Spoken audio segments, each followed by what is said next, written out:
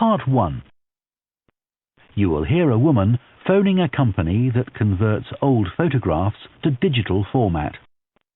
First, you have some time to look at questions 1 to 3.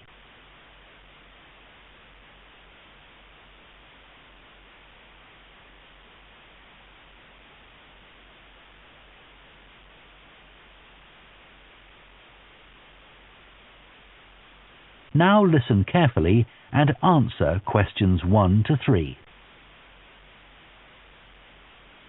Hello, Picture Rep. Can I help you? Oh, hi. I saw your advertisement about copying pictures to disk, and I'd like a bit more information about what you do. Sure.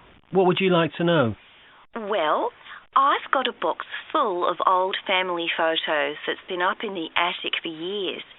Some of them must be 50 or 60 years old, and I'd like to get them converted to digital format.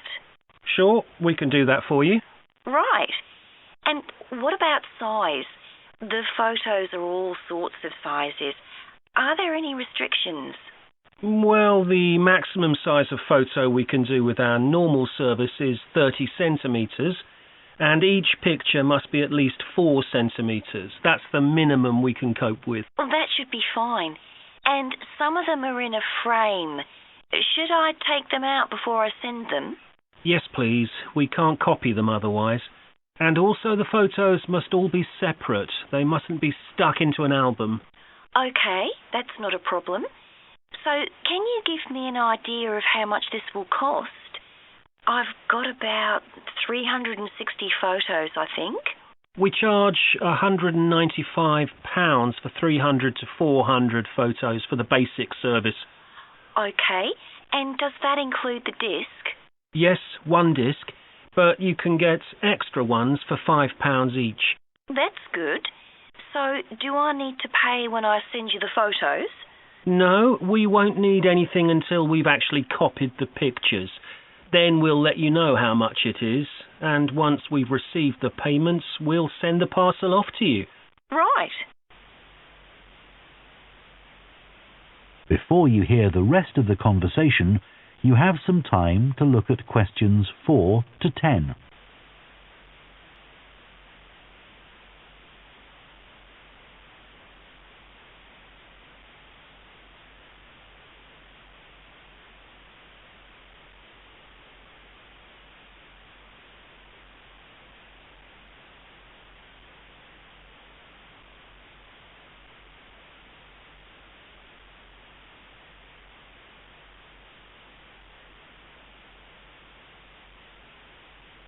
Now listen and answer questions 4 to 10. Is there anything else you'd like to ask about our services? Yes, I've roughly sorted out the photos into groups, according to what they're about. So, can you keep them in those groups when you copy them? Sure. We'll save each group in a different folder on the disk, and if you like, you can suggest a name for each folder. So, I could have one called Grandparents, for instance. Exactly. And do you do anything besides scan the photos? Like, can you make any improvements? Yes, in the standard service, each photo is checked, and we can sometimes touch up the colour a bit or improve the contrast. That can make a big difference. OK. And some of the photos are actually quite fragile. They won't get damaged in the process, will they? No, if any look particularly fragile, we'd do them by hand. We do realise how precious these old photos can be. Sure. And another thing is we can make changes to a photo if you want. So if you want to remove an object from a photo or maybe alter the background, we can do that. Really? I might be interested in that. I'll have a look through the photos and see. Oh, and talking of fixing photos, I've got a few that aren't properly in focus. Can you do anything to make that better? No, I'm afraid that's one thing we can't do. OK. Any other information I can give you? How long will it all take? We aim to get the copying done in 10 days. Fine. Right, well, I'll get the photos packed up in a box and post them off to you. Right. If you've got a strong cardboard box, that's best. We've found that plastic ones sometimes break in the post. Okay. Right, thanks for your help. Bye. Bye. That is the end of Part 1. You now have half a minute to check your answers to Part 1.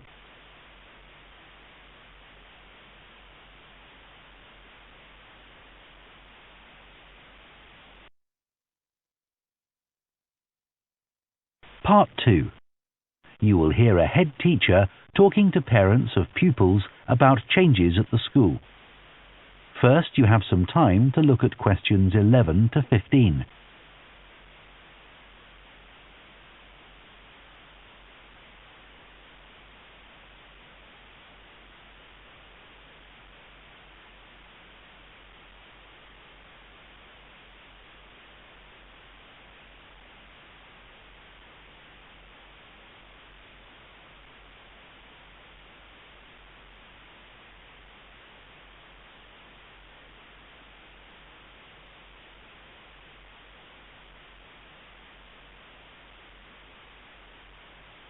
Now listen carefully and answer questions 11 to 15. Good morning, and thank you for coming here today. I'd like to bring you up to date with changes in the school that will affect your children. As you know, the school buildings date from various times, some from the 1970s, some from the last 5 years, and of course, Dartfield House is over a century old. It was commissioned by a businessman, Neville Richards, and intended as his family home, but he died before it was completed. His heir chose to sell it to the local council, who turned it into offices. A later plan to convert it into a tourist information centre didn't come about through lack of money, and instead it formed the nucleus of this school when it opened 40 years ago. The school has grown as the local population has increased, and I can now give you some news about the lower school site, which is separated from the main site by a road. Planning permission has been granted for development of both sites. The lower school will move to new buildings that will be constructed on the main site. Developers will construct houses on the existing lower school site. Work on the new school buildings should start within the next few months. A more imminent change concerns the catering facilities and the canteen.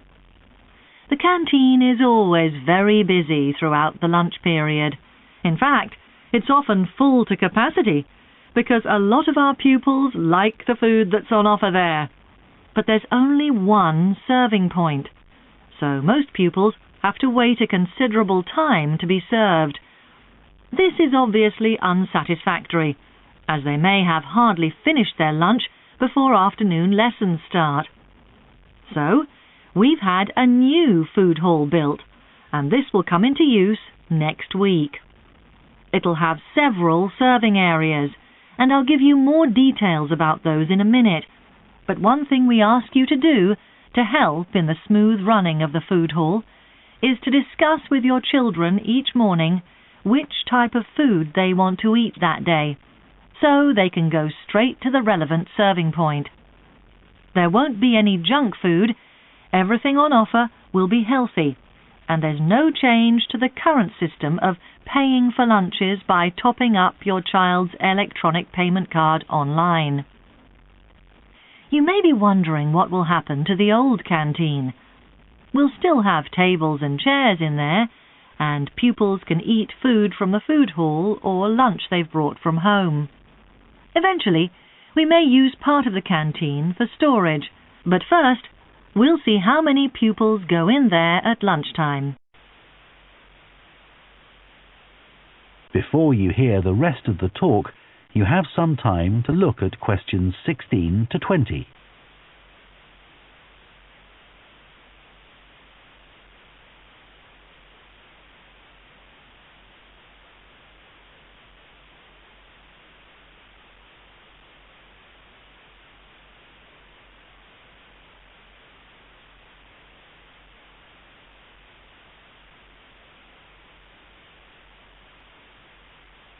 Now listen and answer questions 16 to 20. OK, back to the serving points in the food hall, which will all have side dishes, desserts and drinks on sale, as well as main courses. One serving point we call World Adventures. This will serve a different country's cuisine each day. Maybe Chinese one day and Lebanese the next. The menus will be planned for a week at a time, so pupils will know what's going to be available the whole of that week. Street life is also international, with food from 3 particular cultures. We'll ask pupils to make suggestions, so perhaps sometimes there'll be food from Thailand, Ethiopia and Mexico, and then one of them will be replaced by Jamaican food for a week or 2. The Speedy Italian serving point will cater particularly for the many pupils who don't eat meat or fish. They can be sure that all the food served there is suitable for them. There'll be plenty of variety, so they shouldn't get bored with the food. OK, that's all on the new food hall. Now, after-school lessons. These are very popular with pupils, particularly swimming. In fact, there's a waiting list for lessons. Cycling is another favourite, and I'm delighted that dozens of pupils make use of the chance to learn to ride in off-road conditions. It means that more and more cycle to and from school every day. As you know, we have a well-equipped performance centre, and we're going to start drama classes in there too. Pupils will be able to join in just for fun, or work up to taking part in a play. We hope to put on at least one a year. We already teach a number of pupils to use the sound and lighting systems in the centre, and a former pupil has given a magnificent grand piano to the school, so a few pupils will be able to learn at the school instead of going to the local college, as many of them do at the moment. That is the end of Part 2. You now have half a minute to check your answers to Part 2.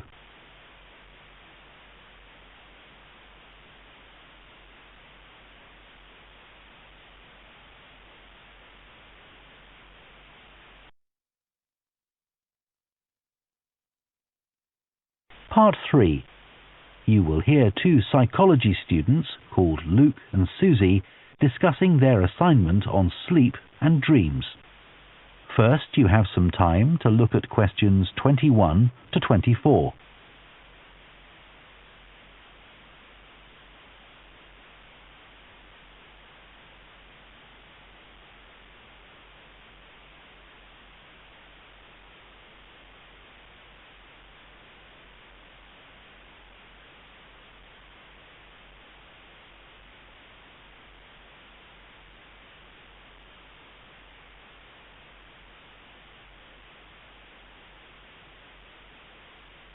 Now listen carefully and answer questions 21 to 24. So, Luke, for our next psychology assignment, we have to do something on sleep and dreams. Right. I've just read an article suggesting why we tend to forget most of our dreams soon after we wake up. I mean, most of my dreams aren't that interesting anyway. But what it said was that if we remembered everything, we might get mixed up about what actually happened and what we dreamed. So it's a sort of protection. I hadn't heard that idea before. I'd always assumed that it was just that we didn't have room in our memories for all that stuff. Me too. What do you think about the idea that our dreams may predict the future? It's a belief that you get all over the world. Yeah. Lots of people have a story of it happening to them. But the explanation I've read is that for each dream that comes true, we have thousands that don't, but we don't notice those. We don't even remember them. We just remember the ones where something in the real world, like a view or an action, happens to trigger a dream memory. Right.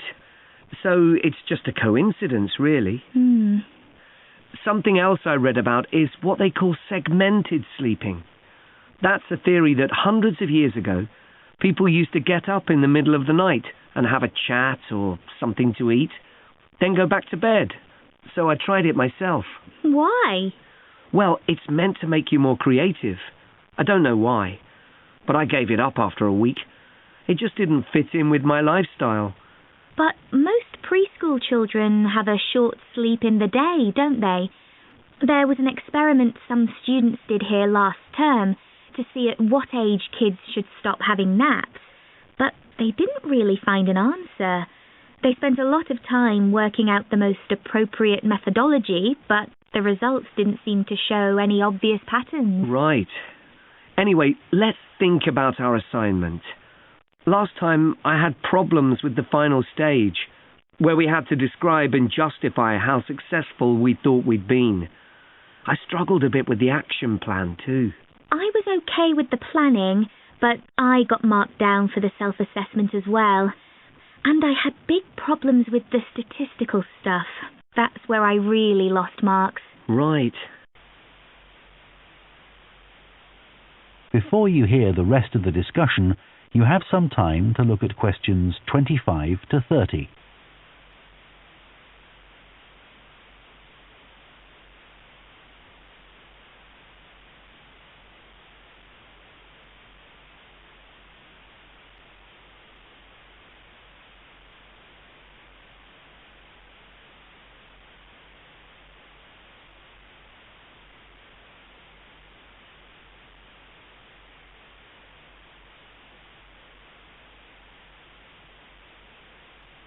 Now listen and answer questions 25 to 30. So, shall we plan what we have to do for this assignment? Okay. First, we have to decide on our research question. So, how about, is there a relationship between hours of sleep and number of dreams? Okay. Then we need to think about who we'll do the study on. About 12 people? Right. And shall we use other psychology students? Let's use people from a different department. What about history? Yes, they might have interesting dreams. Or literature students. I don't really know any. Okay, forget that idea. Then we have to think about our methodology. So we could use observation, but that doesn't seem appropriate. No. It needs to be self-reporting, I think. And we could ask them to answer questions online. But in this case, paper might be better, as they'll be doing it straight after they wake up. In fact, while they're still half asleep. Right. And we'll have to check the ethical guidelines for this sort of research. Because our experiment involves humans, so there are special regulations. Yes. I had a look at those for another assignment I did. There's a whole section on risk assessment, and another section on making sure they aren't put under any unnecessary stress. Let's hope they don't have any bad dreams. Yeah. Then, when we've collected all our data, we have to analyse it and calculate the correlation between our two variables. That's time sleeping and number of dreams. And then present our results visually in a graph. Right, and the final thing is to think about our research and evaluate it. So that seems quite straightforward. Yeah. So now let's get started. That is the end of part 3. You now have half a minute to check your answers to part 3.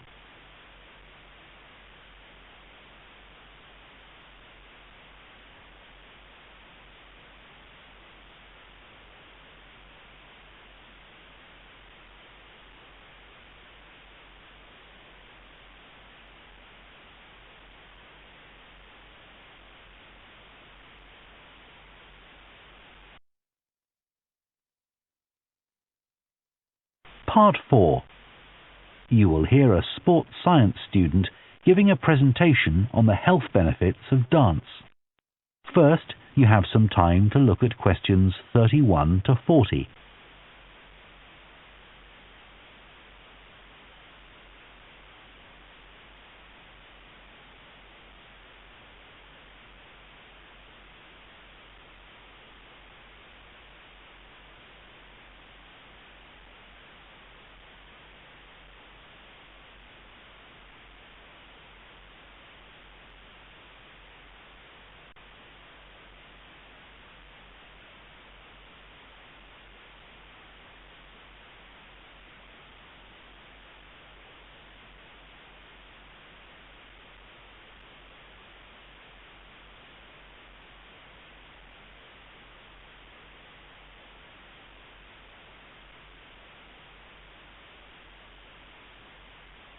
Now listen carefully and answer questions 31 to 40.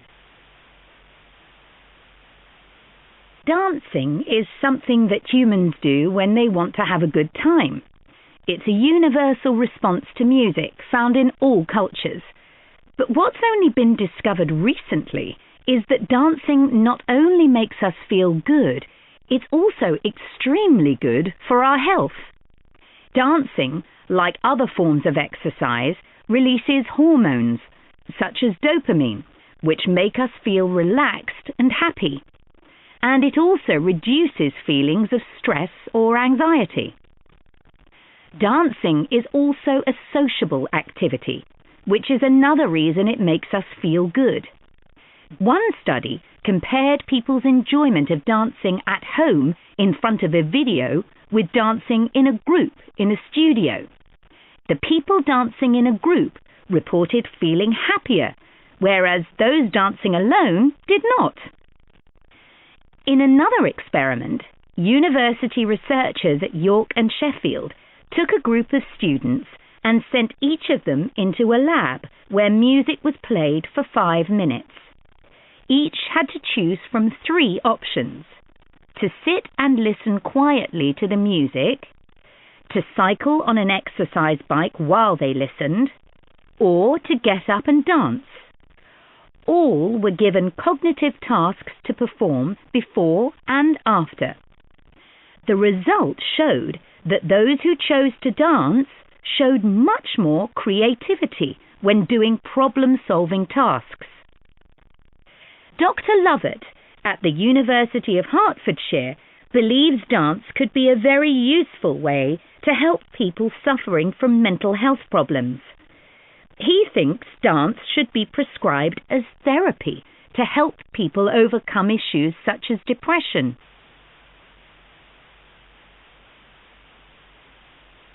It's well established that dance is a good way of encouraging adolescent girls to take exercise. But what about older people? Studies have shown that there are enormous benefits for people in their 60s and beyond. One of the great things about dance is that there are no barriers to participation. Anyone can have a go, even those whose standard of fitness is quite low. Dance can be especially beneficial for older adults who can't run or do more intense workouts, or for those who don't want to. One 2015 study found that even a gentle dance workout helps to promote a healthy heart.